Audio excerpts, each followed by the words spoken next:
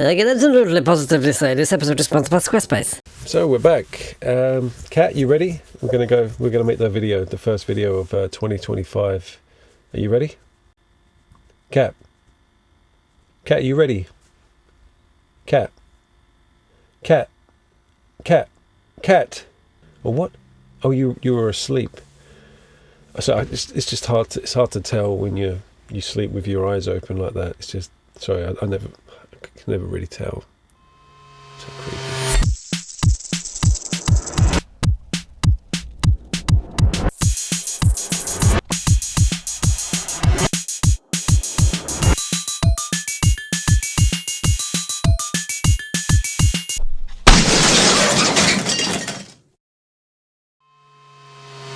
Hello everyone, welcome to episode 91. It's been a while since my last video. This is going to be the first video of 2025, and I haven't been able to make videos lately. Well, I've been working on this video, but I haven't really been able to get anything out to you lot because, Christmas, New Year's Eve, kids, and mainly kids. As you may know with kids, it's not like you can just do things that you may want to do anymore, or even things you might need to do anymore. No, you just got to do kids stuff, looking after kids. I love being a dad. It's brilliant. But despite not appearing in your feed on YouTube, I've been working really hard, not just with the kids, but I have an art project that I've been doing for quite a while. It all started off when my wife said to me, what are you going to get my son for Christmas? He said to her that he wanted a deck, and I'm like, a deck? Or like a Pokemon deck, or like a deck of cards, like maybe he wants to learn magic tricks or something. And I thought, I could do better than that. I could do better than like just a normal plain deck of cards. I could make my own custom hand-painted deck of cards and give it to him, and he probably might even care about it. And then it turned out he wanted a Steam Deck, and I'm like, f*** off. I can't even afford a Steam Deck. Well, I can, but according to my wife, I can't. So I had this plain deck of playing cards that I wanted to do something with. So then I thought, I do art things. I do art. Don't know, Cat. Oh, he's asleep again. Why not hand paint every single card? Like I'm making my own custom deck of playing cards. That'd be quite cool, wouldn't it? And why not set it in the Gutterlands, which is where all my tabletop games and just everything I build is set in the Gutterlands, which is a made-up world by me. Just stick with me. So I figured I could go through all my old builds, like a bit of a retrospective, look at my old builds, paint a nice little picture of them on a card, and then still have a nice deck of playing cards to play with, or never play with, on my shelf. So that's what I'm doing today. I'm going to hand paint a whole deck of playing cards. I think I've got them around here somewhere. I mean, it shouldn't be too hard. They're small, there are, how many cards are in a deck of cards? 54 cards. 54. But they're only little. It shouldn't be too bad. They're just... I've decided I'm doing it now, so I'm going to do it. I'm going to do it. But welcome back, everyone. Happy New Year. So, we need a deck of cards. This is a deck of playing cards I've had sitting around for ages. Everyone has a pack of cards I don't use. Just use those. Or use your kids' Pokemon cards. They won't mind. I just paint over them. I used this deck in particular in a poker game that I had one night with this guy who said he had psychic powers. I didn't believe him. Then he did this, he taught me how to do it. I mean, it's quite impressive. And I thought, this isn't fair. He's got psychic powers. He's going to win. But he only had telekinesis, so I kicked his ass. So that was quite lucky. Anyway, we're going to paint each one of these suits in different colours to help distinguish them from each other. And then maybe the jokers, if I get time, which I most probably won't. I'm going to dig out all of the cheap paints I have, the paints I don't use for model making really, and just use those because they just sit around cluttering up my tiny cupboard of a workshop. So each suit in this deck of cards are going to be based on factions and characters in the Gutterlands, which is the world that all my games are set in and my miniatures are based on, and all the things I build are basically set in the Gutterlands. If you don't know what that is, go to thegutterlands.com and have a look. But this suit is going to be the Rusters, I think. The Rusters combined with the Deep Troops. And they're kind of mainly orange and blue. So what I'm thinking is like, I need a nice complementary background colour. So I want to add a little bit of texture and variety to these backgrounds. I'm going to use this the weirdest little brush. I've never seen one of these before. I mean, I am from England. apparently it's a toothbrush. I don't know, we use normally twigs with little leaves on, but yeah, this is a toothbrush. I'm going to use this to flick little specks of paint all over the background, because I don't know about you, I don't really like to draw on like a plain background or start painting. I hesitate when it's a nice clean background, so I'm just going to mess it up, and my table at the same time.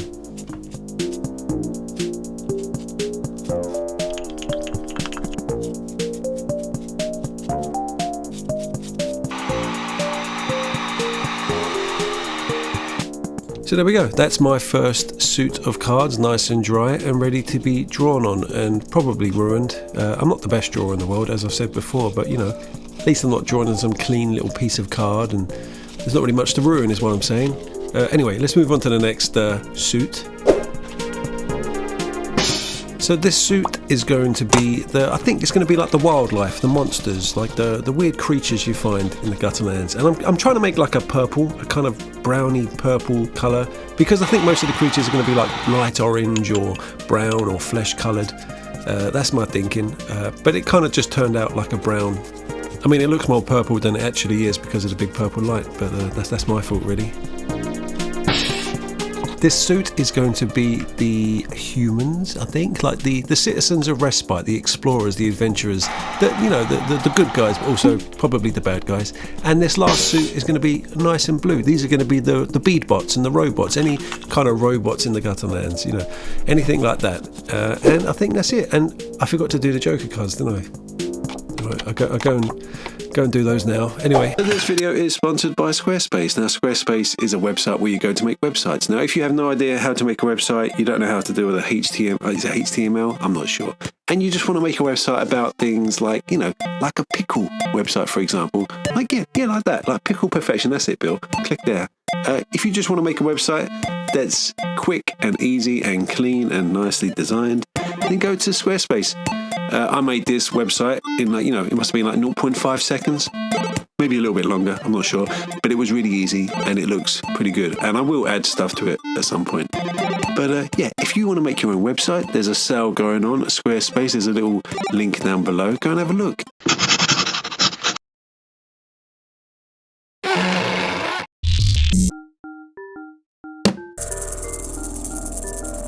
So here we are, here are my 4 suits. I'm thinking, so I've already told you, the green ones are going to be like the Rusters and the Deep Troops and, you know, the general kind of baddies, although the kind of goodies. The brown ones are going to be like the monsters and the creatures.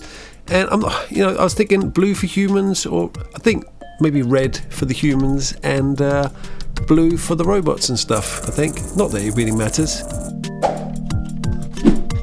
We're going to use Posca pens. I say we, it's going to be me. I'm going to be drawing all 52 or 54 cards, but we're going to use this little pencil, my favourite kind of pencil, the Blackwing matte pencil. And a lot of people were surprised that you can actually like, you know, take the eraser out and make it longer, and I'm just showing you now just because a lot of people were impressed with that, so I'm just going to impress you again. Look at that. Anyway, good pencil that. We're going to use this little black Uniball Air to just kind of do black outlines on things. I don't know if this is permanent, I'm not sure, but it's a good little pen. I do like this pen. This is my kind of go-to sketching pen. And of course, we're going to use all of these lovely Posca paint pens, acrylic paint pens. Now, these are the expensive kind. You can get cheaper ones, but I'm a big-time YouTuber, so I'm going for the, obviously, expensive ones. So the first card I'm going to draw is this Scrap Knight. It's the Ruster Scrap Knight, which is like one of my Ruster miniatures. And yeah, I mean, it's hard to start, but let's just start. Look, I draw a lot, and even for me, it's kind of hard to just put pencil to paper. But you know what? Just do it, and then you've done it. I don't know, does that help? Now, I always start my drawings by just doing like a wire frame of the body, just try and get the proportions right. Even though my proportions are always wrong, it doesn't matter because they're exaggerated, or you know, I just don't care. They kind of look all right in the end. But basically just sticks and balls. Balls where the knee joints are, and balls where the elbow joints are, and balls where the balls are, I guess, if you're drawing balls.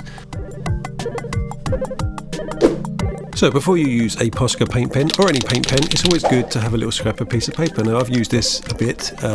There's always too much paint on one of these pens or too little, so you just need to squeeze it down like that and just draw a few lines, get a nice consistency, and then you've got a nice little bit of wrapping paper at the end. So the first technique I'm going to do is basically just colour the whole thing in black. Now, I did this in my previous art video. I would paint the silhouette. I would paint the whole person in black trying to remember where the details were going to be, and then just adding colours on top of that. It creates like a nice, vivid, bold image. But it's kind of tricky, I'm going to be honest. It's kind of hard to remember where you intended details to be. But to be fair, I got 52/54 cards to paint, so I guess I can try out 1 or 2 techniques. This guy's a Ruster Knight anyway. He can look pretty messy and scruffy, doesn't really matter. So with the silhouette done, it's a good idea to start thinking about where the light's going to come from. Maybe from the side, from the top, maybe from the other side. Up to you really, but you should always really keep a consistent light source, even though I break that rule quite a lot. And we're going to use some orange Posca pens to just kind of block him out a little bit. I'm thinking the light's going to come from his left shoulder, from the right side of the screen. So I'm going to add more kind of colour on that side and leave a lot more black on the left. So this is the difficult bit really, is like not remembering where the details were and where you want details to be. And luckily with rusters it's not too bad, because you just do lots of squares and shapes, and it's like a load of rusty metal kind of welded together, so it doesn't really matter too much. So with that done, now you want to take your lighter colour pen and start adding more details coming from the same direction. So little spikes, little lips around the edges of armour, little bolts, little things like that. Just any part of the object that's raised. Just obviously where the light's coming from, do more of it over there and less on the other side. And if you do it enough, with enough different tones, it kind of looks like a picture. Not yet, I mean wait, it will look like a picture. I promise. Just because I'm painting a deck of cards, it seems like this episode has inadvertently been like a bit of a card magic trick episode, which obviously I don't do card tricks. I've done a few in this episode, like the telekinetic one, but that's about it. But it got me thinking, Christmas has just happened, and I remember when I was a kid at Christmas, we'd go see family, and there'd always be this uncle that would reach behind your ear and do a little magic trick and pull out a £1 coin. Every year he would do this, and I was a very shy kid, and I didn't really like someone reaching behind my ear and taking things out. So I thought, next year I'll with him. When you're a kid, your teeth fall out, you grow your grown-up teeth. I thought I'd stick one of my little teeth, my little baby teeth, just behind my ear. I kind of stuck it there with a little bit of stickiness from a lollipop, and I stuck it there, and he reached behind my ear and he pulled out a little baby tooth, and I just started crying, and everyone looked at him holding a baby tooth in his hand and me crying, and it was funny, it was hilarious. He didn't do it again after that. Oh yeah, the painting. I just used a lighter orange there just to highlight a little bit more, and now we're going to do a little bit of an edge highlight with this really light orange pen. It's kind of like highlighting a miniature if you're a nerd. Those nerds that paint miniatures and things like that. That's kind of what I'm doing here. So anywhere where the light's going to hit from that side, just catch the edge, and don't get carried away. I tend to get too carried away, and I kind of drag the light too far across the object, and it kind of loses its 3D-ism, three dimensionism. It doesn't look 3D anymore. So don't go crazy. I tell you not to do these things, and I tend to. I mean, I've already got a bit crazy there. Like, that's not exactly the edge, is it? But it looks alright. It's starting to shape up. It looks kind of more like something, doesn't it?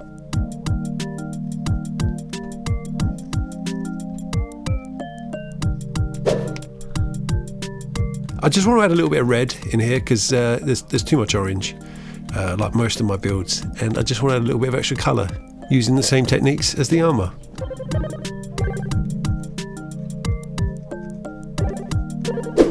Now those artists out there will be looking at this and thinking, what the hell are those proportions? What is he doing? How is he standing there? I mean, yeah, it does look a bit wonky and a bit weird. That's the silhouette technique for you though. Like, that's a real technique. That's just the thing when you kind of don't really follow the detail that you've drawn. Now I remember the Scrap Knight has a skull on his belt, so I'm going to paint that in there. But you know what, it's a bit wonky, a bit janky, but I think he's eye-catching, it's colourful, it looks quite cool, and this is just one of 54 cards that I'm going to paint. I mean, they're not all going to be pieces of art, because I have to paint 54 of them. I don't want to go insane, more than I am already.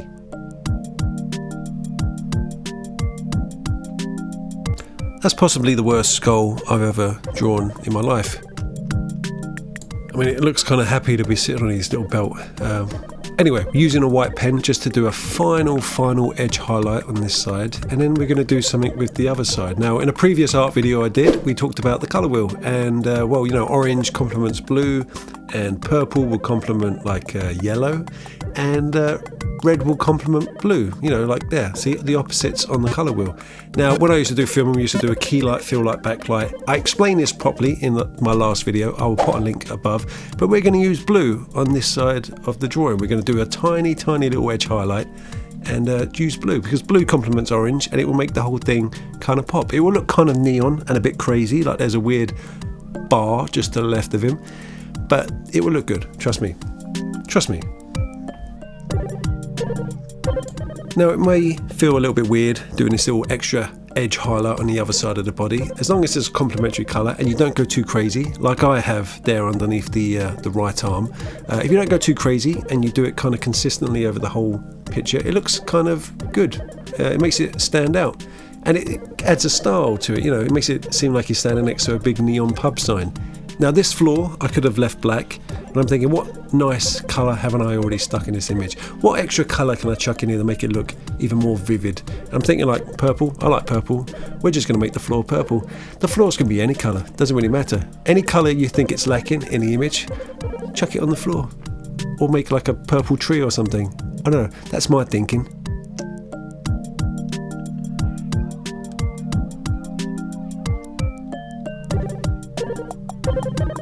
There we go, nice and colourful. Now we want to just refine this picture a little bit more. I'm going to use this uni ball pen just to add an outline and maybe a little bit of extra shading just to help define the image a little bit more.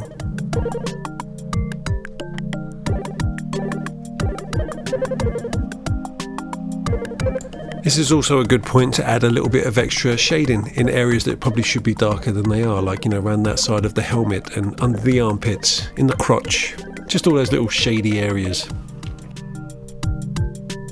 Another little thing I forgot to mention was sometimes I don't like drawing feet, so I like to stick the legs, the lower half of the legs, behind a pile of rocks, which is, you know, a little tip from me to you.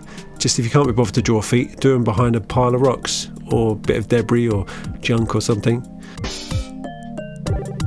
So there we have it. Now I want to add a nice little border all the way around this image, because borders always make images look at least 3.2 times better than pictures without borders. And I want to paint these little sections here where I can put the little suit sign and the suit number or the suit letter, because this one is the Ace of Spades. Now the spades I'm kind of drawing like this, like two little orange testicles with a little thing hanging at the bottom and a little triangle on top. It took me a while to figure out how to draw a spade, so I thought I'd just tell you. Remember, two little testicles, little thing at the bottom with a little triangle on top, and this is going to be the Ace of Spades. And there we go, that's one card done out of 54. That's one card done. Jeez. Right. I mean, it looks nice. I quite like it. I think it looks nice, and I just got to do that another 53 times. All right, stick around. Hello, me again, Bill again. I just want to interrupt the video quickly to basically promote something. But it's okay, because I'm promoting something that I've made and I've spent a long time making, because, well, it's my channel, isn't it? So most of you who have been following the channel for a period of time, I'm not sure how long that period of time would be, but you would know that I've been working on a tabletop skirmish game set in the Gutterlands. And well, I finished it, and kind of want you to have it. So it's called Skirm in the Gutterlands. It's a skirmish game. It's kind of like a crazy, chaotic skirmish game. And to be honest with you, I'm quite happy with how the book turned out. It's full of nice little bits of lore, nice artwork, you know, considering I did it. And yeah, it's out for sale now. If you'd like to purchase the game and help support this channel, there's a link down below. You can just order it there. And if you're one of those 10 people that ever played Bangarang in the Gutterlands, we're selling these on the website as well, so you can get a physical copy of Bangarang in the Gutterlands. Oh, that's all the promotion I'm going to do, I think. Oh yeah, Patreon. Join Patreon. Support the channel. Keep the channel going. Let's carry on painting playing cards. So for my next card, we're going to do like a monster, a beast, one of the clubs. And I'm thinking doing this scrap beast. This is a really old build of mine. It's a terrible build, really, looking back at it. I should probably build it again. Comment down below if you think I should build it again. But yeah, we're drawing a scrap beast. I love drawing monsters. Monsters is probably one of my favourite things to draw. So let's draw one. Shall it, Bill? Draw a monster. So I fancied trying to colour this thing in without doing a silhouette. I mean, I can always add the darker light values after and the lighter light values after. If I'm just going to start in the middle, kind of like what most people would normally do when painting a picture.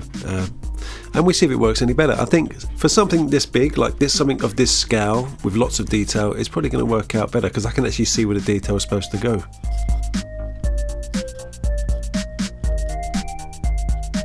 So with 53 cards left to draw, it would be absolutely insane for me to film me draw each one. I'll probably just do a few on this video and then show you all of them at the end with their corresponding builds, like builds I made on the channel previously. It'd be like a bit of a retrospective of all the things I've made for the Gutterlands. So stick around for that if you want. If not, don't. But I need a note from your parents as to why you want to leave early.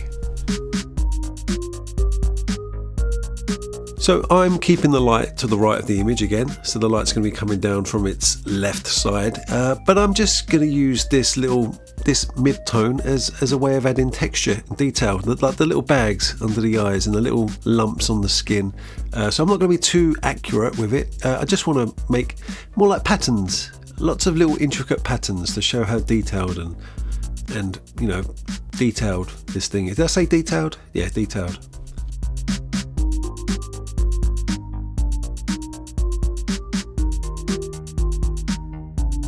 Now looking back at all my builds and painting these cards, I've noticed I like to stick lots of eyes on my creatures and my robots. I like to stick lots of eyes on it. I think that's because I like painting eyes, especially glowing eyes that seem to just light up for no apparent reason at all. Like, it doesn't really make any sense, does it? Like glowing eyes on a robot, that's fine, but on a creature, like, where would the light source be coming from? I mean, I guess my point is that it just looks cool, doesn't it? You know, the rule of cool. If it looks cool, do it. Like when you put your collar up on your shirt and you go to your kid's parents' evening and the teacher's looking at you and thinking, well, that's a cool dad.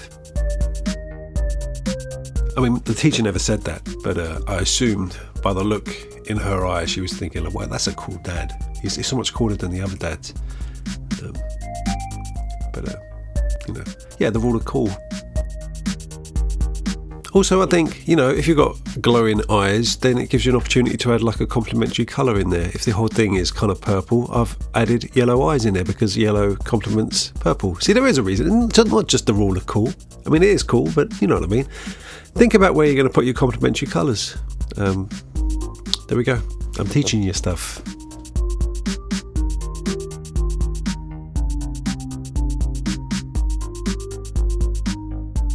So there we go. That looks like a scrap beast, and a big amorphous blob with lots of arms and lots of eyes and lots of teeth. That's basically what a scrap beast is. And we're going to draw a little club, which is basically 3 little circles with a little thing hanging down the bottom. I mean, honestly, it was harder for me to draw the suit signs than the actual drawings.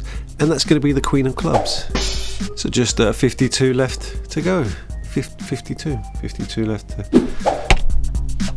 So now we're going to do one of the diamonds, one of the robots, and I think I'm going to have to do this, the cowboy bead bot. He was quite a popular build at the time.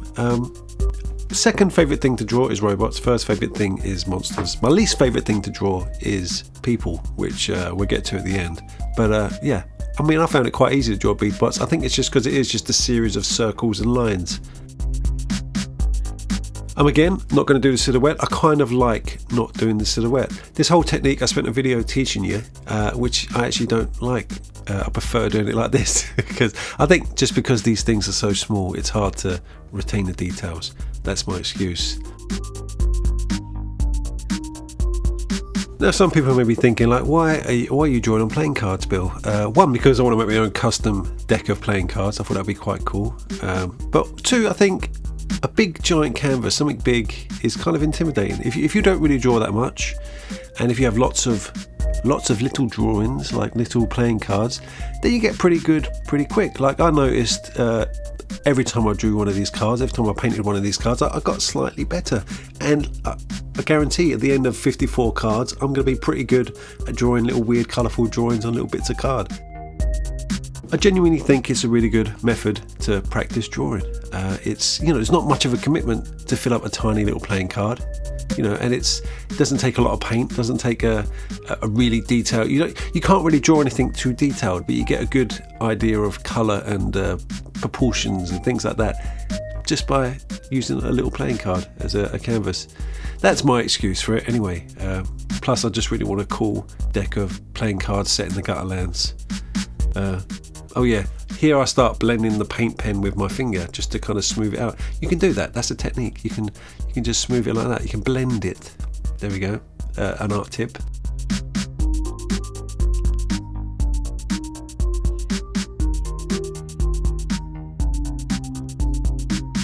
I mean, just seeing that looks better than the first one I did. This is the third one I've done, and it's already kind of improved significantly, I think. That's what I think. Anyway, if anyone ever does try this at home, they take a deck of cards and they start painting little weird pictures on them, share it with me on Instagram. Let me know. Let me see it. I'll give you a little bit of feedback. I tend to get back to everyone who contacts me because I'm desperate for communication with the outside world.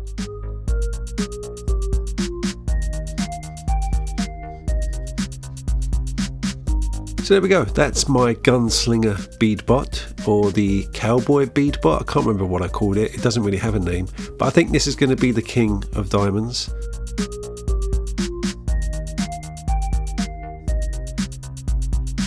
If there's any colour lacking in your image, you can always just, what I like to do is just add a weird little splodges here and there of, I don't know, little, like, I guess these are like maybe little stars in the sky or explosions or fire, I don't know what they are. I just wanted to add a little bit of red up there. Don't be scared to add just random splodges of colour just to make your card look a bit more vibrant.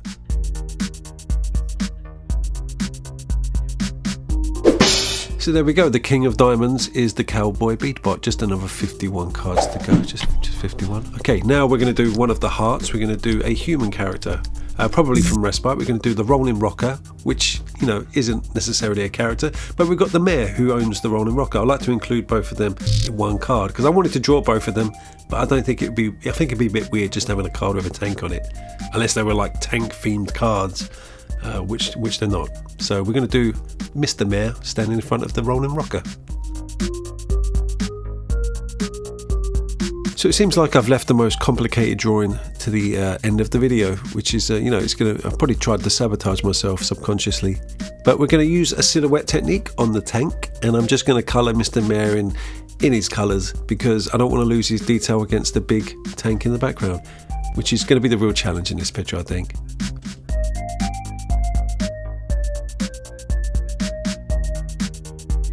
So for those astute followers out there, those people that watch my videos and kind of wait for them weirdly, it's been a while since my last video. It's been a long time. I haven't made a video since before Christmas, and that's because I've literally been painting little cards for, it's been over a month now. I've been doing it every kind of spare second I got over Christmas, over New Year.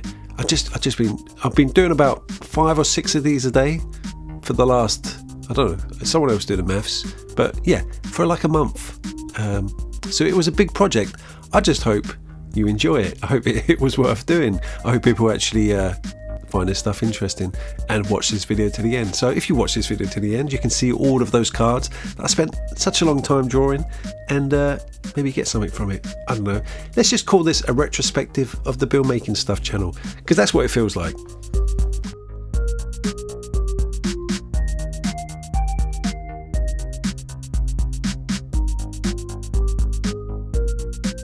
If anyone remembers my last video, I was talking about how I get slightly depressed if I'm not being creative. Now I know over the Christmas period where it's kind of dark and miserable and you're kind of busy with family and looking after kids. I don't get the enjoyment out of looking after kids as most people would seem to pretend. So I need to be creative, and I figured if I do a project like this, I can stay out of the freezing cold workshop and just, you know, take 10 minutes here and there and just quickly paint up a card that will be contributing to something. And that's kind of what this whole project stemmed from. And it kind of, and to be honest with you, it kept me quite sane. It kept me quite happy. Just being creative is enough to keep me happy. So that's where this came from. I just hope you get something from it. If anything, it can inspire someone out there to start drawing. I think this is a good way to start. It's like a little bite-sized project. But anyway, there we go, another card done. The King of Hearts, Mr. Mayor in front of his rolling rocker. Another 50, is it? 50 left to do. Alright, well, I'm just going to go do those quickly and I'll show you all of them in a minute. I mean, here we go. I mean, there's a lot of cards, but if you want to stick around, I'm going to show you each card individually and what build they were inspired by. So please stick around.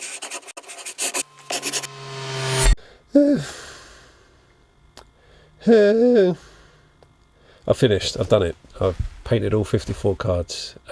Literally been doing it non-stop since before Christmas, and I finally finished, and I've made you this video. I hope it was worth it. But to be honest, I'm quite proud of this little deck of cards. It's quite cool to see all your builds painted and on a playing card. But yeah, that was a lot of work.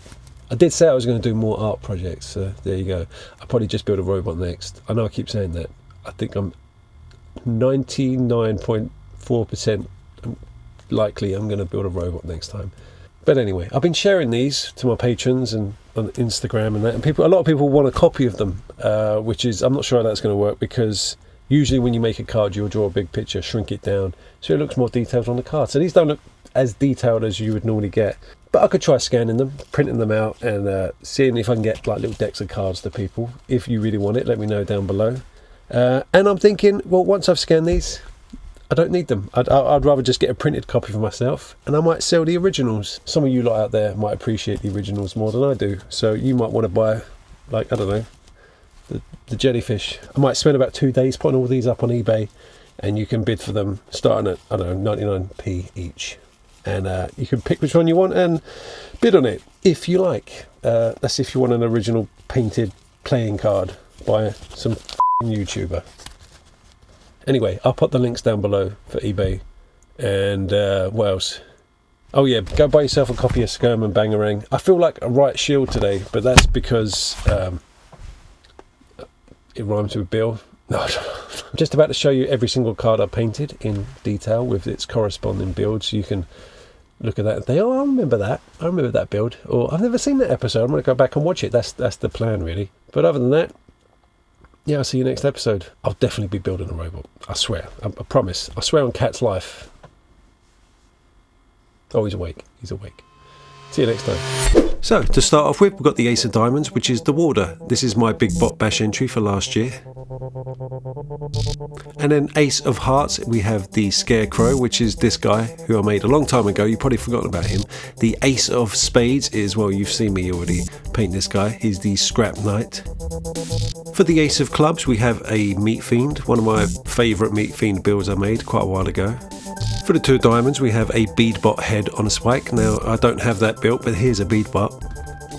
For the Two of Hearts, we have a generic guy who lives in Respite. I don't have him built, so there's Respite for you. For the Two of Clubs, we have a Hemofly, which is this horrible thing that sucks all your blood. He's a lovely fella. For the Two of Spades, we have this Deep Troop, which is kind of inspired by this guy with a nice coral reef head. For the Three of Diamonds, we have a classic Beadbot design there. There's some Beadbots for you. For the Three of Hearts, we have a Big Red Dwarf from the Big Red Mining Company.